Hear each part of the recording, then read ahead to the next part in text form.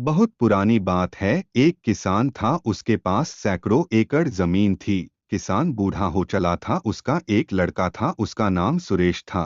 एक दिन अचानक जमींदार की मृत्यु हो गई। अब सारी जमीन की देखभाल उसके लड़के सुरेश के ऊपर आ गई। लेकिन सुरेश को खेती बाड़ी और मेहनत करना अच्छा नहीं लगता था। वह जल्द ही बहुत अमीर बनना चाहता था। तभी किसी ने उसे पारस पत्थर के बारे में बतलाया।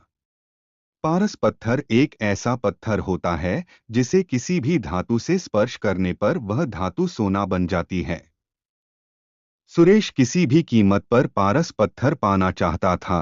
उसने पारस पत्थर ढूंढने का बहुत प्रयास किया, किंतु उसे पारस पत्थर कहीं नहीं मिला। पारस पत्थर के लिए उसने कई लोगों से संपर्क किया, किंतु वह पारस पत्थर पाने में असफल रहा। आसपास के ठगों को पता चल गया कि सुरेश किसी भी कीमत पर पारस पत्थर पाना चाहता है।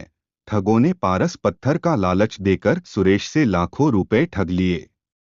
ठगों के बाद सुरेश ढोंगी बाबाओं के जाल में फंस गया। ढोंगी बाबाओं ने भी सुरेश को लालच देकर बुत्सा पैसा ऐंठ लिया। पारस पत्थर के लोभ में सुरेश को बहुत नुकसान हुआ और उसे अपनी कई एकड़ जमीन भी बेचनी पड़ी। सुरेश की पत्नी हमेशा उसे समझती कि इन सब बातों में मत पड़ो, अपने पास बहुत जमीन है, उसी में खेती करो, मेहनत भी किसी पारस पत्थर से कम नहीं है। किंतु सुरेश को तो पारस पत्थर की ही धुन सवार थी।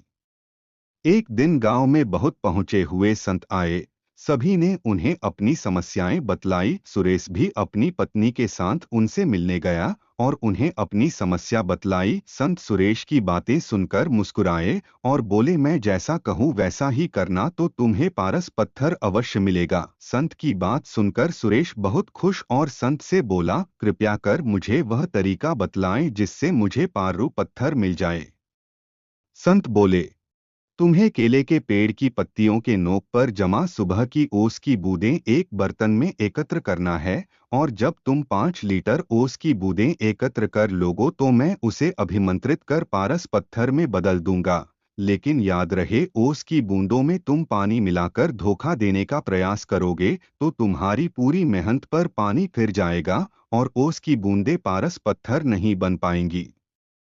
यह काम बहुत कठिन था। सबसे पहले सुरेश ने अपनी कुछ जमीन पर केले के पेड़ लगाए। केले के पेड़ धीरे धीरे बढ़ रहे थे, किंतु इतने पेड़ों से वह ओस की सिर्फ कुछ ही बूंदें एकत्र कर पा रहा था। उसे लगा, इतने केले के पौधों से 5 लीटर ओस एकत्र करने में तो उसे सालों लग जाएंगे। उसने फिर कुछ केले के पौधे और लगाए। इस तरह करते करते उसने अपनी लगभग पूरी जमीन पर केले के पेड़ लगा लिए।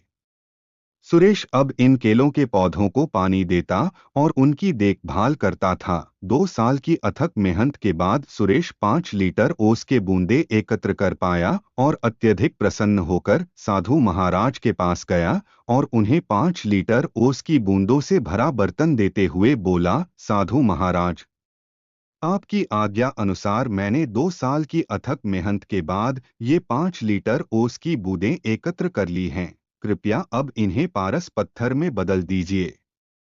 साधु महाराज बोले, सुरेश, तुम्हारी मेहनत सराहनीय है। तुम्हें तुम्हारी मेहनत का फल अवश्य मिलेगा। कल जब तुम आओगे तो अपनी पत्नी को भी साथ लाना। सुरेश खुश होकर अपने घर चला गया और पत्नी को सारी बात बतलाई। दूसरे दिन दोनों पति पत्नी जल्दी उठकर नहा धोकर साधु के पास पहुंचे। साधु ने सुरेश को देखकर कहा, सुरेश, मैंने ओस की बूंदों को पारस पत्थर में बदलने के बहुत प्रयास किया, किंतु मैं उन्हें पारस पत्थर में नहीं बदल सका।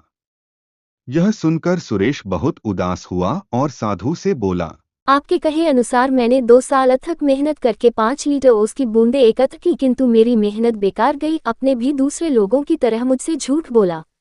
सुरेश की बात सुनकर साधु बोले, बेटा, मेहनत कभी भी बेकार नहीं जाती। तुम्हारी पत्नी के हाथ में जो पोटरी है उसे खोलो। सुरेश ने उसकी पत्नी के हाथ में रखी पोटरी खोली तो देखकर दंग रह गया। उसमें सोने चांदी के आभूषण और कीमती रत्न थे। साधु बोले, सुरेश, ये तुम्हारी मेहनत का फल है जो किसी पारस पत्थर से कम नहीं है। सुरेश ने कहा, यह मेरी मेहनत का फल कैसे हुआ? साधु बोले, तुमने 2 साल से मेहनत करके जो केले के पौधे लगाए थे 2 साल से उनमें फल भी लग रहे हैं, किंतु तुम्हारा पूरा ध्यान पारस पत्थर और ओस की बूंदों पर था और तुमने फलों पर ध्यान ही नहीं दिया, किंतु तुम्हारी पत्नी इन फलों को बाजार भिजवा दिया करती थी और ये सारे आभूषण और रत्न फलों की बिक्री से आए पैसों को बेचकर खरीदे हैं। सुरेश ने मुस्कुराते हुए उसकी पत्नी की तरफ देखा और बोला, तुम सही थी जो हमेशा कहती थी कि मेहनत से बड़ा कोई पारस पत्थर नहीं होता। सुरेश साधु की तरफ हाथ जोड़कर बोला, आपने मेरी आंखें खोल दी, अब मैं हमेशा मेहनत करूंगा और पैसा कमाने के लिए कोई शॉर्टकट नहीं अपनाऊंगा। सुरेश अब खूब मेहनत करने लगा और अपनी मेहनत से समाज में खोया रुतबा फिर से प्राप्त कर लिया। शिक्षा, मेहनत से कुछ भी पाया जा सकता है।